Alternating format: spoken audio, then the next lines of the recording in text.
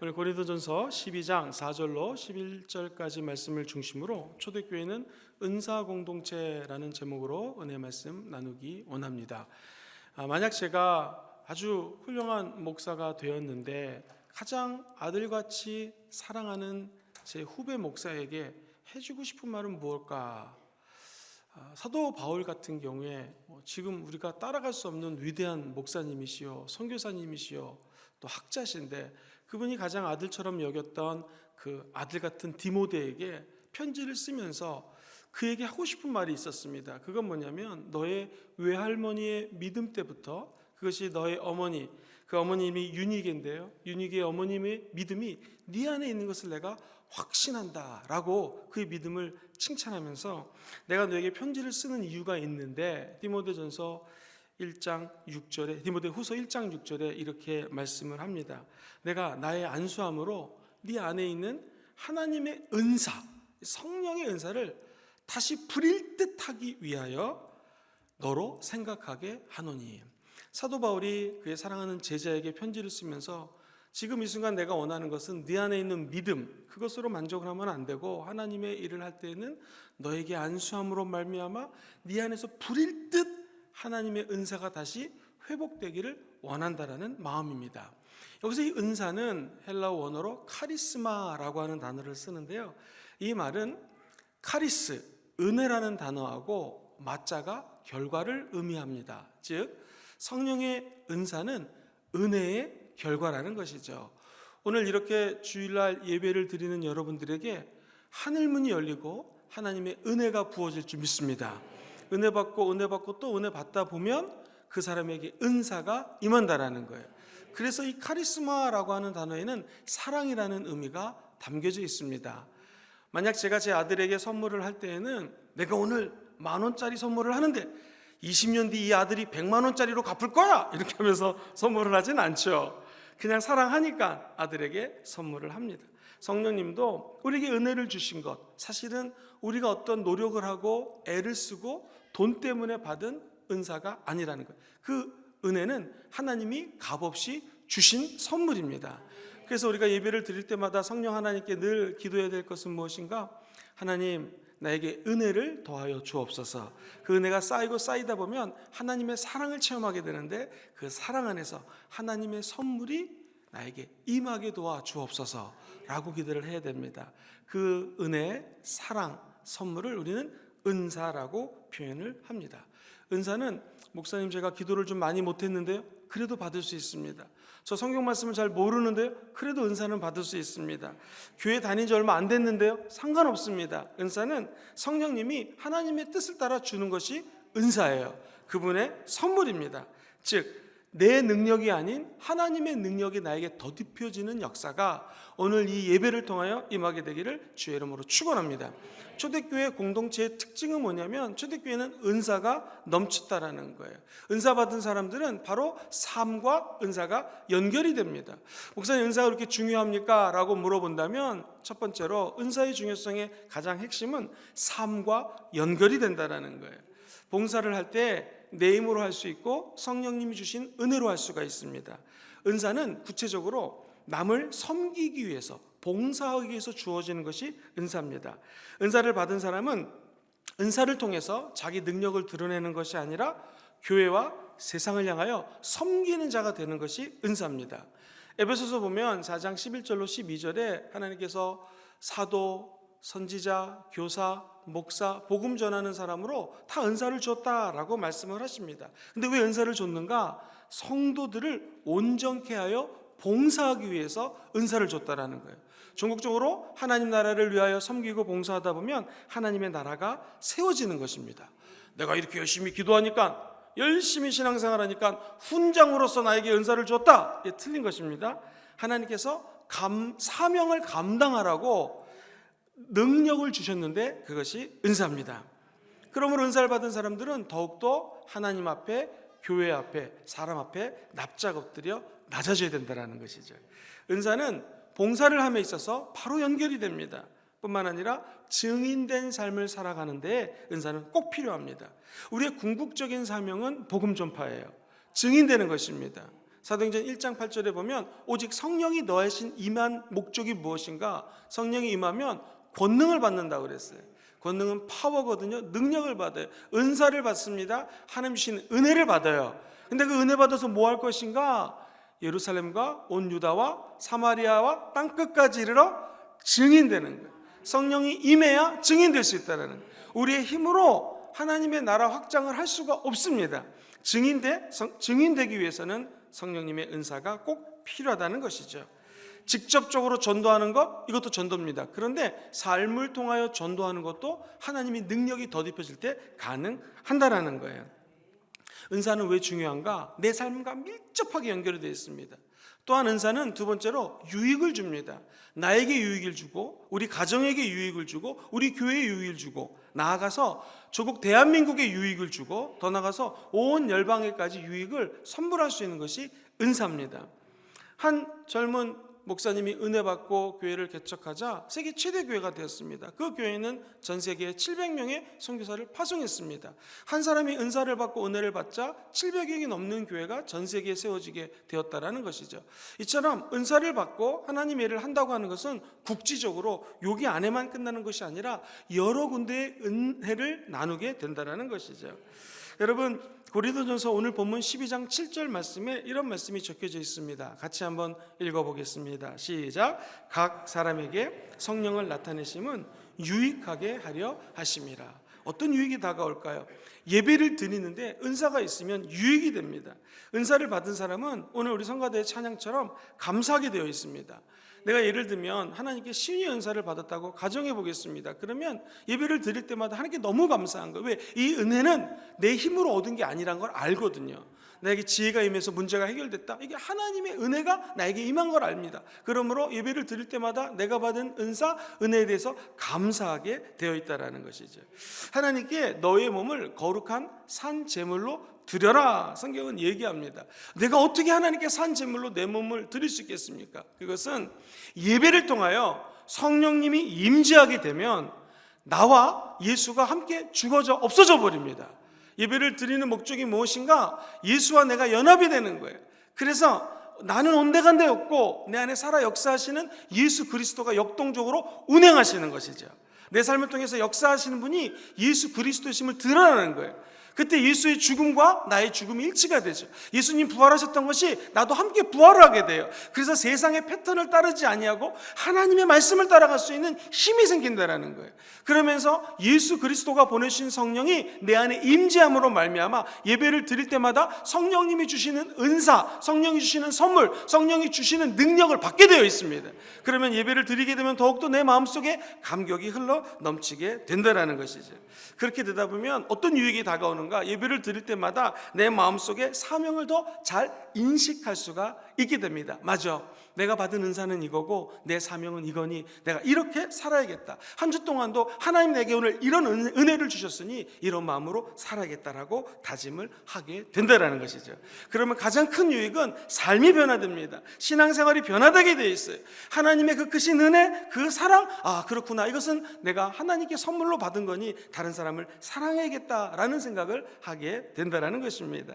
에베소서 4장 24절에 이런 말이 나와요. 하나님을 따라 의와 진리와 거룩함으로 지으심을 받은 새 사람을 입으라. 새 사람은 무엇입니까? 예수님을 통하여 내게 능력으로 덧입는 성령의 은혜를 받으라는 거예요. 그 하나님의 영적인 두루마리를 입게 되면 이제 다른 사람을 사랑할 수 있는 에너지를 받게 된다는 것이죠. 사랑하는 성도님, 우리 교회 출석만 하던 사람들이 교회에 봉사하는 신앙생활로 어떻게 변할 수 있을까요? 그것은 성령의 은사를 받으면 됩니다.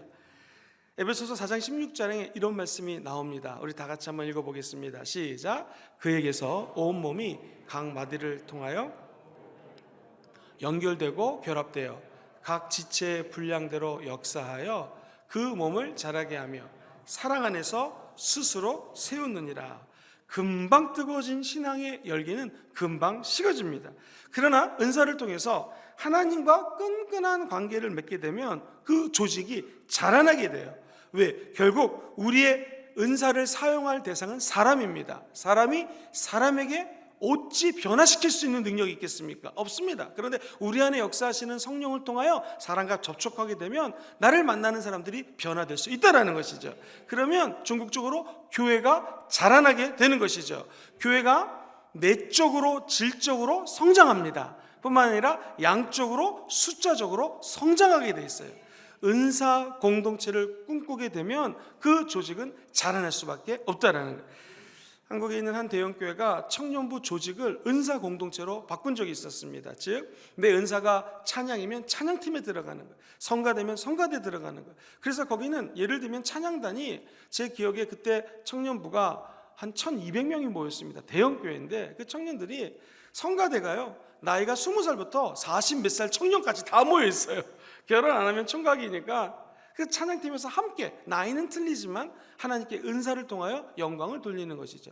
참 재밌는 것은 그때 자기 사역을 쫓아서 은사대로 그룹핑을 해줬더니 교회가 성장되는 것을 교회 성장 연구소가 가서 직접 보면서 체킹을 한 적이 있었습니다. 교회에서 자기 은사를 활용하다 보면 교회가 성장되고 그 조직에 유익을 끼칠 수 있다는 것이죠. 왜 은사가 중요한가? 은사는 내 삶과 바로 직결이 되어 있습니다. 은사는 나뿐만 아니라 많은 사람들에게 유익한 열매를 제공할 수 있기 때문에 은혜는 중요합니다. 오늘 이 아침에 예배 드리시다가 다 성령의 은사를 받고 누리시고 나누게 되기를 주의 이름으로 축원합니다. 목사님, 그렇다면 초대교회의 은사는 어땠을까요? 초대교회는 은사가 다양했습니다. 오늘 성경 본문 말씀에 보면은 고린도전서 14장 8절과 10절 말씀엔 이렇게 적혀져 있습니다. 다 같이 읽어볼까요? 시작. 어떤 사람에게는 성령으로 말미암아 지혜의 말씀을, 지식의 말씀을, 다른 사람에게는 믿음을, 어떤 사람에게는 항성령으로 병 고치는 은사를, 어떤 사람에게는 능력 행함을, 어떤 사람에게는 예언함을, 어떤 사람에게는 영들 분별함을, 다른 사람에게는 각종 방언 말함을, 어떤 사람에게는 방언을 통역함을 주시나니. 자, 2000년 전에 엄청나게 많은 은사가 있는데 사도 바울은 고린도전서 12장에 9가지 은사를 적습니다. 성경에 보면은 지혜의 은사가 있고 지식의 은사가 있다고 얘기합니다. 공부를 하고 책을 많이 보면 지식을 쌓을 수 있죠. 그러나 그 지식이 문제를 해결할 수 있는 가장 키 역할을 하지는 않습니다. 지혜는 문제를 해결할 수 있는 능력이에요. 인생을 살다 보면 지혜가 쌓이죠. 그래서 우리가 나이가 많은 분을 존경해야 되는 이유가 뭐냐면, 육체적으로는 저보다 약할 수 있고 우리보다 힘이 더 딸릴 수 있지만 그분에게는 지혜가 있습니다. 저도 가끔 당회장님하고 말씀을 나누다 보면, 목회를 정말 이렇게 하셨기 때문에 이런 지혜가 있구나. 우리가 모르는 것을 어르신들은 압니다. 나이가 먹으면 먹을수록 지혜가 쌓여요. 그런데 여기서 얘기하는, 성경에서 얘기하는 지혜의 말씀은 성령님이 주시는 은사예요. 그래서 지금 두 여인이 아들을 데리고 왔는데 내 아들이다, 내 아들이다 서로 우기는 거예요. 솔로몬 왕은 지혜가 없었으면 자기가 잘못 결정을 할 수가 있었을 텐데 지혜로운 결정을 하게 되죠. 아이를 죽여라, 도덕적으로 상식적으로 이해가 안 됩니다. 그러나 죽이라고 말만 했을 때 진짜 어머니가 드러나는 것처럼 우리는 수없이 많은 문제 속에 살고 있습니다. 어렸을 때는 대학교만 가면 문제가 없겠구나, 다들 그렇게 생각하죠. 대학교 들어가면 직장도 구해야 되고 군대도 가야 되고 여러 가지 문제가 있습니다. 청년 때 기도 제목 중에 가장 큰 기도 제목은 무엇입니까? 주여 결혼하게 도와주옵소서. 결혼을 하면 모든 문제가 해결될 줄 알았습니다. 그러나 결혼하면 또 다른 문제가 잉태되죠. 그러다 어떻게 하다 아기가 딱 태어났습니다. 할렐루야. 우리 집안은 독자 집안인데 아들 태어났네. 할렐루야. 좋은 것도 잠시 그 아이를 키우면서 어려움이 생깁니다. 어르신들 말씀 듣면 아이들가 크게 자라면 자랄수록 문제가 더 커져요. 중학교, 고등학교, 대학교 갈 때마다 더 문제가 생겨요. 그러다가 이제 애들 시집 보내고 장가 보내면 이제 한숨 놓겠지. 근데 요즘 애 낳고 우리 자녀들이 결혼해서 자녀를 하면 그 돌보느라고 또 힘드시고요. 어찌 보면은 천국 가를 때까지 문제 가운데 사는 것이 우리 인생입니다. 그 문제를 인간의 힘으로 해결할 수가 없어요. 어떻게 해결할 수 있겠습니까? 기도하심으로 하나님의 은사를 받으셔야 됩니다. 특별히 지혜 은사를 받으면 그 문제를 해결할 수 있는 하나님의 은혜가 임한다라는 것이죠. 어떤 사모님이 돈 많은 집안의 저 영혼을 너무나 구하고 싶어서 기도하다가 이제 마침 식모를 뽑는다고 그래서 가정부로 가서 집안일을 돌봅니다. 그런데 핍박 그 사람을 갖다가 폄하하고 놀리고 너무 힘들다는 거예요. 근데 결정적인 순간에는 이 사모님이 예수님을 증거했어요. 그러니까 더 못 살게 군다라는 거예요. 그러다 어느 날 이 집 주인이 되게 부자인데 막 식모하시는 이분을 갖다가 막 놀리고 너무 못 살게 구는 거예요. 그때 이 사모님이 이랬습니다. 사실은 나는 교회 사모라고. 그런데 그때 하나님께서 지식의 은사를 주시는 거예요. 그 나이가 많으신 그 사장님에게 혹시 10살 살 때 이런 일이 있지 않았냐고, 21살 때 이런 일이 있었다고, 그때 나쁜 짓을 했다고 그러면서 쭉 얘기를 하니까 이 나이 많은 사장님 집주인이 너무나 놀란 거예요. 왜냐하면 이거는 아내에게도 얘기는 안 하고 아무에게도 얘기 안 한 자기만의 비밀이거든요. 그때 그 자리에서 하나님은 살아계십니다 하면서 예수님을 영접하게 되죠. 이런 것이 지식의 은사라는 거예요. 가끔 목사님들이 기도하다가 오늘은 심장병 환자가 나왔습니다, 이런 말씀을 선포하는 것은 갑자기 그 마음속에 지식이 임한다라는 것이죠. 이런 은사들 저와 여러분들이 기도하면 하나님의 뜻에 따라 주어지게 된다라는 것이죠.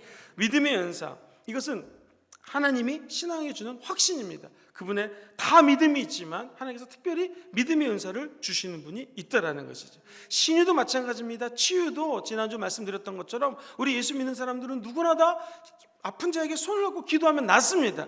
근데 특별히 신유 은사를 더 주는 분이 있다라는 것이죠. 그때는 신유를 통하여 반드시 예수님이 살아나는 것이 드러나게 되어 있고요, 믿지 않은 사람들이 예수 믿고 구원받는 역사가 나타난다라는 것이죠. 능력 행함의 은사, 성령이 주시는 능력은 한계가 없습니다. 자연 법칙을 초월합니다. 과학을 초월합니다. 그것이 능력 행함의 은사라는 것이죠. 예언의 은사도 있습니다. 물론 미래의 일을 얘기하는 것도 예언이지만 주의 종들이 어느 날 설교하는 것도 예언의 은사입니다. 즉 하나님의 말씀을 듣고 선포하는 것이죠.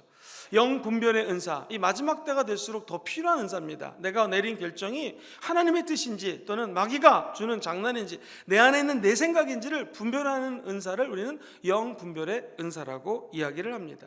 방언을 말할 수 있고요, 방언을 통변할 수가 있습니다. 제가 호주에서 브리스번이라는 곳에 유학하면서 신앙생활할 때 일이었습니다. 그때 나겸일 목사님이라고 하는 분이 호주에 와서 집회를 하시는 거예요. 그런데 이분의 은사는 방언을 통역하시는 은사였습니다. 그 당시 제가 이 앞자리에 앉아 있었고 저희 성도님 중에서 한 집사님이 저 뒤쪽에 앉으셨는데 예배 설교 마치시고 방언의 은사를 통변하는 은사를 받았으니 집사님들 중에서 방언하고 싶으신 분은 손을 들고 일어나라고 그랬습니다. 그때 저 뒤에서 집사님이 일어나서 방언을 합니다. 저는 개인적으로 그 집사님을 잘 아는 분이었거든요. 근데 나겸일 목사님이 방언을 듣더니 지금 이렇게 기도하고 계시죠? 하나님께서 응답하신다고 말씀하십니다 라고 방언을 통역하는 거예요. 저는 이 앞에 앉아서 너무나 놀란 게 그분의 기도 제목을 이렇게 알고 있었거든요.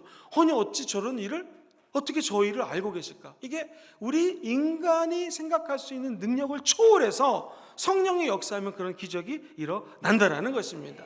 지금도 성령님은 살아서 이 자리에 살아 역사하십니다. 성령님이 목적을 따라서 그 사람에게 맞는 은사를 허락하여 준다라는 것이죠. 저 여러분들이 가끔 아이들 싸울 때 아빠 나는 이거밖에 안 줘, 얘는 뭐 형은 누나는 동생은 많이 주고 비교하지 않습니까? 은사를 주신 분은 성령님이에요. 그런데 흔히 오해하는 것이 신유의 은사, 능력함의 은사 이런 것들은 커 보이고 나같이 섬기고 봉사하고 이런 것은 장나보다 생각하는데 그게 아닙니다. 하나님의 뜻에 맞춰서 은사를 주신다는 거예요. 은사는 다양합니다. 다른 은사를 갖는 것은 하나님의 은혜요, 나와 틀리다라는 증거입니다. 성경은 고린도전서 12장에 9가지 은사 말고 8가지 은사를 더 얘기하고 에베소서 4장에서 또 로마서 12장에서 은사에 관한 이야기를 합니다. 잠깐 제가 도표로 정리를 해드리면 이 9가지 은사 외에 일단 성경에 나오는 은사는 8가지 은사를 먼저 고린도전서 12장 28절 이하 같이 한번 읽어보겠습니다. 시작. 사도, 선지자, 교사, 능력행함, 치유, 돕는 은사, 다스리는 은사, 리더십의 은사죠. 방언의 은사가 기록이 되어 있어요. 에베소 4장 11절 이하에 시작. 사도, 선지자, 복음 전하는 자, 이것은 이벤젤리스트라고요. 부흥사 이렇게 표현할 수도 있습니다. 목사, 교사. 그 다음에 7가지 은사가 로마서 12장에 나옵니다. 시작. 예언, 섬김, 가르침, 위로, 구제, 다스림, 국률. 이렇게 다른 은사가 있다라는 거예요. 그러면 성경에서 이렇게 다양한 은사가 있는데 특별히 초대교회는 하나님이 역사가 다양하게 일어났습니다. 아픈 자에게 손을 주면 낫기도 했고요, 떨어져서 죽은 사람을 살리기도 했고요, 사도 바울의 손수건만 만져도 기적이 일어났습니다. 다양한 은사들이 펼쳐졌는데 초대교회 은사의 특징은 하나됨입니다. 하나됨. 한번 따라볼까요? 하나됨. 오늘 본문 고린도전서 12장 4절과 6절 말씀을 같이 한번 읽어보겠습니다. 시작. 은사는 여러 가지나 성령은 같고 직분은 여러 가지나 주는 같으며 또 사역은 여러 가지나 모든 것을 모든 사람 가운데 이루시는 분은 한 분이. 다시 한번 그 성경 말씀을 좀 봐주시죠. 4절에 보면 이렇게 표현이 되어 있습니다. 은사는 여러 가지나 성령은 같다라는 거예요. 말씀했던 것처럼 다양한 은사가 있지만 그 은사를 주시는 분은 누구시라고요? 성령님이라는 것이죠. 그 다음 절에 보시면 직분은 여러 가지나 주님은 똑같다라는 거예요. 오늘날 직분은 무엇입니까? 목사님, 전도사님, 선교사님, 장로님들, 권사님들, 안수집사님들, 집사님들, 이 직분이거든요. 직분은 다 틀려요. 저같이 목사는 오늘 이렇게 설교하기 위해서 하나님이 부르셨습니다. 나의 직분이죠. 또 장로님은 교회를 위해서 섬기게 부르셨어요. 장로님들의 직분입니다. 다 틀려요. 어떤 분은 집사님, 권사님, 그러나 그 직분을 주신 분은 한 분, 우리 하나님이시라는 것을 기억하셔야 됩니다. 6절에 보면 또 사역은 다 틀리다고 적혀져 있습니다. 어떤 분은 예배를 안내합니다. 새가족을 담당하는 분도 계시고요. 차량 주차, 이 추운데도 지금 저 밖에는 주차장에서 주차 봉사하는 분이 계십니다. 주일학교, 찬양대, 찬양팀, 방송실, 주방에서 봉사하는 분이 있고요. 전도, 재정, 그리고 교회당을 관리하고 보수하는데 도와주시는 분도 계십니다. 쓰레기를 분류해주는 형제들도 있고요. 어머니 기도회, 기타 등등의 사역이 틀립니다. 이 모든 사역을 주관하시고 합력하여 선을 이루신 분이 누구시라고요? 성령 하나님이라는 것이죠. 쌍둥이가 태어나도 둘이 약간 다르게 생깁니다. 자세히 보면 틀립니다. 그러나 비슷하고 똑같은 쌍둥이라도 같은 엄마 뱃속에서 나왔죠. 마찬가지입니다. 우리가 다 직분이 틀려요. 봉사하는 게 틀려요. 그러나 다 성령 하나님 안에서 일을 해야 된다는 거예요. 그 고린도전 12장을 쭉 읽어나가면 이렇게 정리가 가능합니다. 교회는 어떤 게 교회냐? 성령으로 하나 된 몸이라는 거예요. 그러므로 지체 간에는 서로 유기적으로 연결이 되어 있다는 거예요. 사랑하는 성도님들, 혹시 손톱이나 발톱이 빠졌던 경험 있으신 분 계십니까? 저도 예전에 한번 발톱이 빠져봤는데 엄청 아프더라고요. 제 몸에 비해서 발톱은 요만했습니다. 그런데 제 몸이 살아있고 유기적으로 연결이 되어 있으니까 발톱이 하나 빠져도 엄청 아파. 아니, 바늘로 살짝만 콕 찔러도 엄청나게 아프지 않습니까? 그것은 뭘 의미하는가?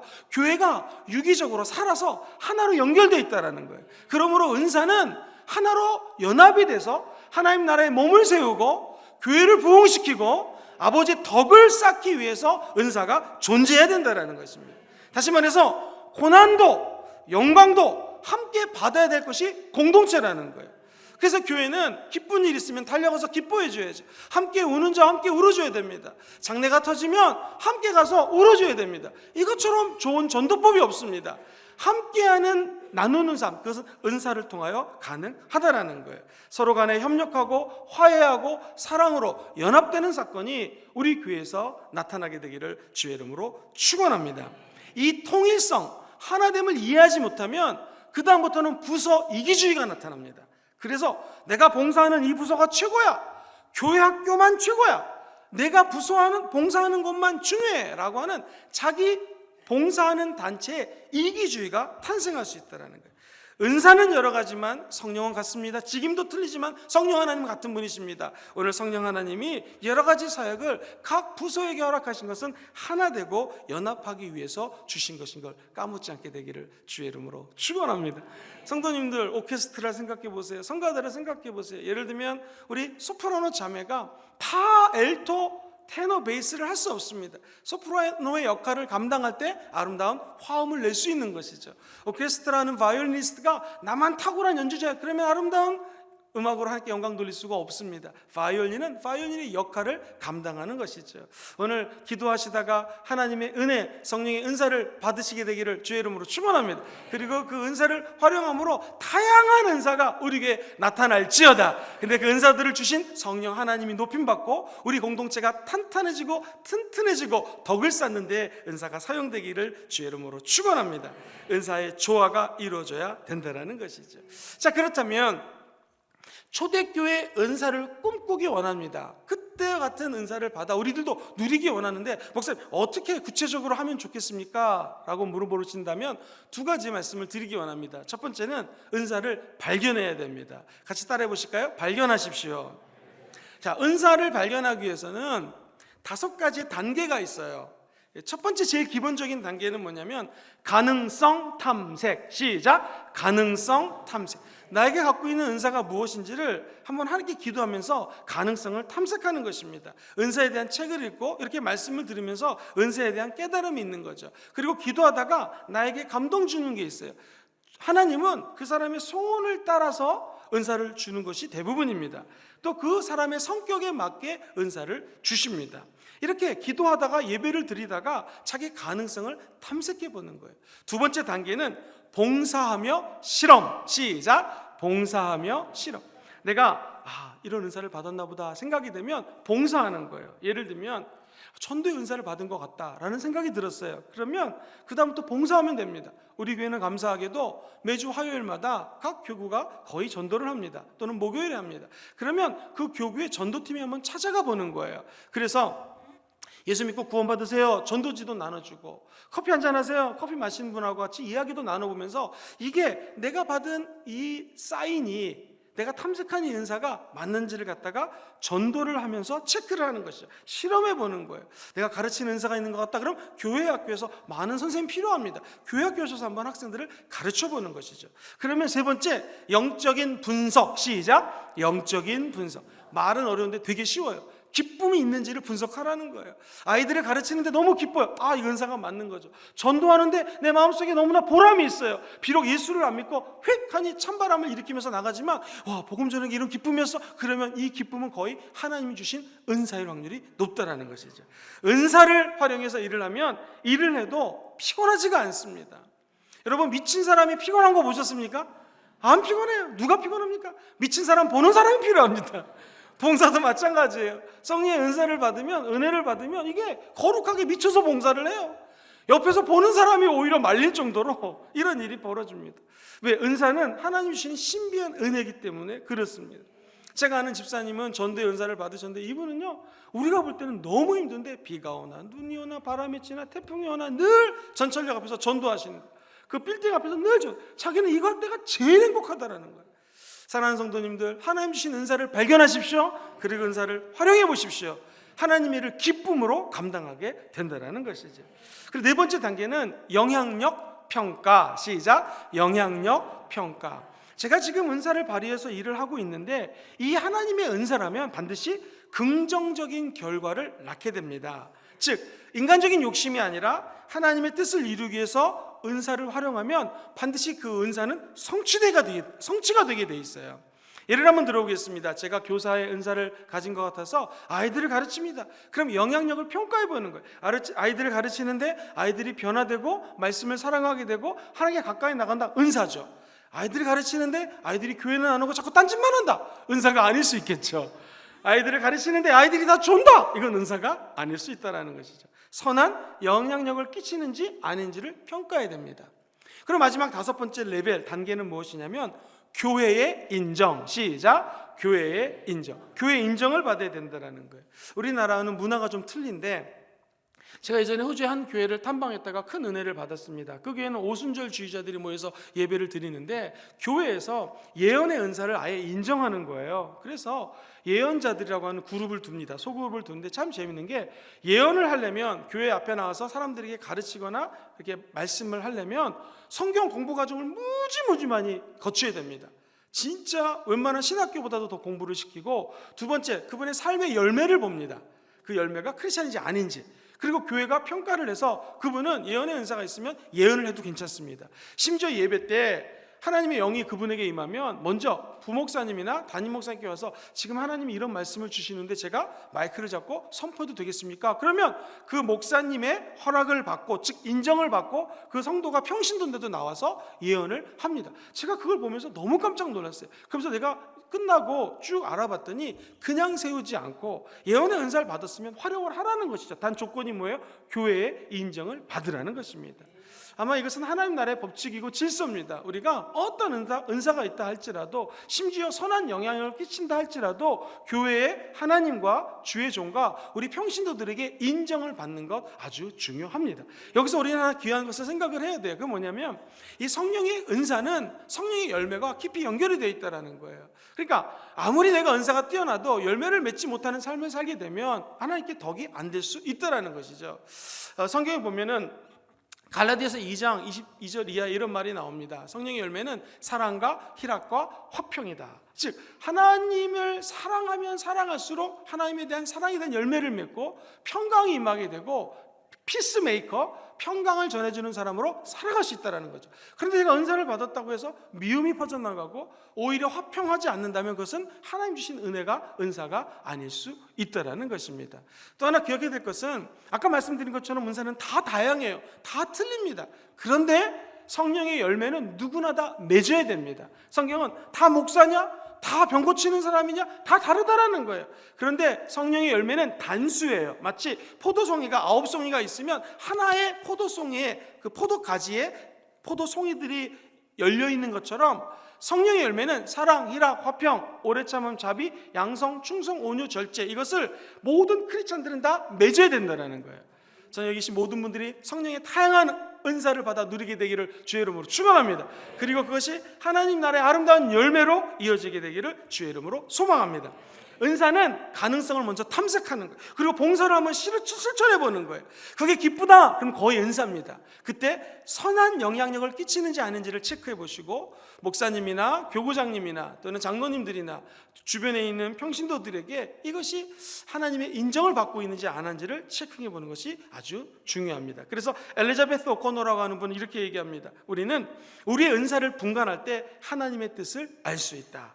다양한 은사를 하나님 나에게 이렇게 주셨군요. 그것을 알 때 하나님의 뜻을 알아갈 수 있다는 것이죠. 어떤 목사님 이런 말씀하세요. 잘 훈련된 하루가 어설픈 20년보다 낫다, 그렇게 얘기해요. 은사를 20년 동안 어설프게 사용하는 것보다도 기도하시고 말씀을 따라 안전하게 사용할 때 하나님의 은혜가 임하게 될 줄 믿습니다. 두 번째, 은사는 이처럼 열심히 기도해가지고 발견하고 사용을 해야 됩니다. 두 번째, 성령의 은사를 활용하실 때는 사랑하십시오. 한번 따라해볼까요? 사랑하겠습니다. 우리 고린도전서 12장에 은사장이라고 합니다. 쭉 은사장을 마무리하면서 사도 바울이 뭐라고 13장으로 넘어가냐면 이렇게 얘기합니다. 같이 한번 우리 31절 말씀 읽어보겠습니다. 시작. 너희는 더 큰 은사를 사모하라. 내가 또한 가장 좋은 길을 너희에게 보이리라. 사도 바울의 마음이 더 큰 은사를 사모하라. 저도 여러분들에게 권면하고 축복합니다. 더 큰 은사를 사모하십시오. 그리고 가장 좋은 길을 보여주기 원한다 하면서 13장에 나오는 가장 좋은 길은 뭐냐면 사람이 울리는, 내가 아무리 큰 천사의 말을 한다 할지라도 엄청난 믿음이, 산을 옮길 만한 믿음이 있다 할지라도 사랑이 없으면 울리는 꽹과리에 지나지 않는다는 거죠. 결국 사랑이 은사를 활용함에 있어서 가장 소중하다는 것입니다. 교회에서 봉사하면서 주님의 사랑을 실천하고 있는가, 그리스도의 몸이라는 공동체 의식을 갖고 다른 지체들을 존중하고 있는가, 사랑하고 있는가, 이것이 은사의 사실 핵심입니다. 엄청 부흥됐던 한 교회를 탐방한 적이 있었습니다. 왜 이 교회는 이렇게 성장을 할까? 그랬더니 토요일에 갔더니요, 교회 장로님들이, 그 교회에 80여 명, 큰 교회였기 때문에 한 80명 장로님들이 계셨는데 조를 나눠서 화장실 청소를 하시는 거예요. 저희들 일반인들이 봤을 때는 그냥 옷을 허스름하게, 이제 일하시니까 추리닝 같은 걸 입고 하시기 때문에 장로님인 줄 몰랐어요. 그랬더니 나중에 알고 봤더니 장로님들이 조를 짜가지고 화장실 청소를 다 하는 거예요. 근데 신기한 것은요, 평신도도 이걸 다 알게 되는 거예요. 장로님이 토요일 어디 가시나? 그러고 나서 은혜를 받고, 와, 우리 교회 장로님들 정말 헌신적이다, 수고하신다. 저도 여의도 순복음교회 아침에 일찍 출근하다 보면은 주차 봉사하시는 분들이 굉장히 은혜를 받습니다. 특별히 1월달 이럴 때는 멀리 차를 주차하고 한참을 걸어가는데 그 엄동설 안에 나와서 주차를 하면서 정리를 하는 거예요. 또 다른 교회를 방문했는데 그 교회도 주차를 하는데 교회 재직들이 와서 반드시 주차를 해야지 재직이 될 수 있어요. 그러면 겉보기에는 그냥 주차 정리하시니까 어떤 분이가 궁금해, 나중에 알고 보면 다 한의사, 교수, 회장님, 사장님 이런 분들이 교회에 나와서 헌신하고 봉사하는 거예요. 근데 그분들이 왜 그 일을 하겠습니까? 교회를 사랑하고 하나님을 사랑하고 이웃을 사랑하기 때문에 그런 봉사를 하게 된다는 거죠. 그러니까 예배를 드리면서 은혜를 받는다고 하는 것은 결국 은사와 연결이 되어 있는데요, 은혜를 받고 은사를 받으면 하나님을 더욱더 사랑하게 되어 있다는 거예요. 더욱 사랑, 더욱 사랑, 내 구주 예수를 더욱 사랑. 그러면서 이 사랑은 그냥 내 안에서 머물질 못해요. 성령은 은사를 주시고 그 은사를 통하여 이웃 사랑으로 확대된다는 것이죠. 주님 주신 사랑이 내 안에서 수직적인 사랑이 변하여 수평적인 사랑으로 연계가 돼요. 그 도구가 성령의 은사라는 거예요. 그러니까 성령의 은사를 받으면 도구를 받은 거예요. 뭐라고 위해서? 하나님 사랑을 전하기 위해서. 사과를 깎습니다. 그런데 도구가 있으면 편하죠. 칼이라든가 감자 깎는 칼로 사과 깎아도 잘 깎입니다. 할렐루야. 그런데 도구가 없이 이빨로 깎아보려고 해보십시오. 얼마나 힘들겠습니까? 마찬가지입니다. 하나님 일을 할 때 필요한 도구가 있어요. 내 힘으로 일을 감당할 수가 없어요. 그때 필요한 것이 성령의 은사입니다.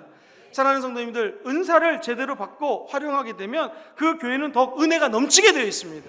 더욱 부흥하게 되어 있습니다. 그리고 교회 오시는 분들을 생각해 보십시오. 새로 교회에 오시는 분들, 낙심하고 상처받고 어렵고 재정적인 문제, 가정적인 어려움, 남편과의 갈등, 아내와의 싸움, 이런 것 때문에 교회에 오거든요. 그분들이 어떻게 변화될까요? 물론 말씀을 통하여, 예배를 통하여 하나님과의 감격 속에 빠지면 변화됩니다. 두 번째, 성도님들이 갖고 계신, 여기 모이신 여러분들이 갖고 계신 그 은혜, 그 은사를 통하여 옆에 있는 사람, 교회에 오는 힘든 사람, 그분들의 눈물을 닦아주라는 거예요.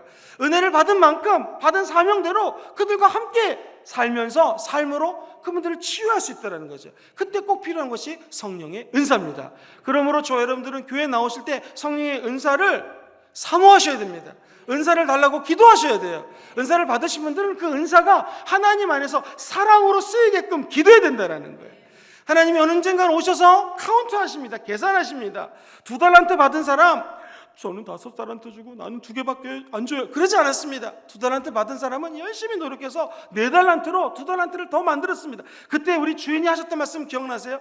착하고 충성된 종아, 네가 작은 일에 충성했으니 더 큰 일을 맡기고 나의 즐거움에 참여할지어다. 근데 이 말은 5달란트를 받았건 3달란트를 받았건 다 똑같아. 만약 1달란트 받은 사람이 난 하나밖에 안 줘, 그게 아니라 귀한 1달란트라고 생각하고 열심히 일해서 1달란트를 더 남겼다면 주님 똑같이 말씀하시는 거예요. 착하고 충성된 종아, 작은 일에 충성했으니 내가 너에게 더 큰 일을 맡기겠다라는 거예요. 사람은 맡긴 일에, 작은 일에 충성할 때 하나님은 더 큰 일을 맡긴다라는 것이죠. 오늘 저와 여러분들이 하는 일이 비록 크고 위대한 일이 아니더라도 교회에서 작은 일 하나를 우리 주님은 보고 계신다라는 것입니다. 봉사할 곳이 아직 찾지 못하시는 분들은 교구장님이나 목사님들께서 여쭤보세요. 어디서 봉사할까요? 그래도 봉사하기, 교회에 나와서 봉사하기 어려우신 분들은 집에 가시다가 우리 교회 근처에 조그만 휴지가 떨어 있으면 주시면 됩니다. 화장실이 더러우면 살짝 닦고 나가면 되는 것이죠. 그 작은 하나님 나라를 함양하고 키우기 위한 여러분의 거룩한 몸짓이 우리 하나님을 통하여 영광 받으실 것이고, 여러분의 그 작은 사랑의 움직임이 많은 이웃들에게 위로를 전하게 될 것입니다. 사랑하는 성도님들, 은사는요, 확실하고 분명하지 않더라도 열심을 품고 섬기다 보면 은사가 드러납니다.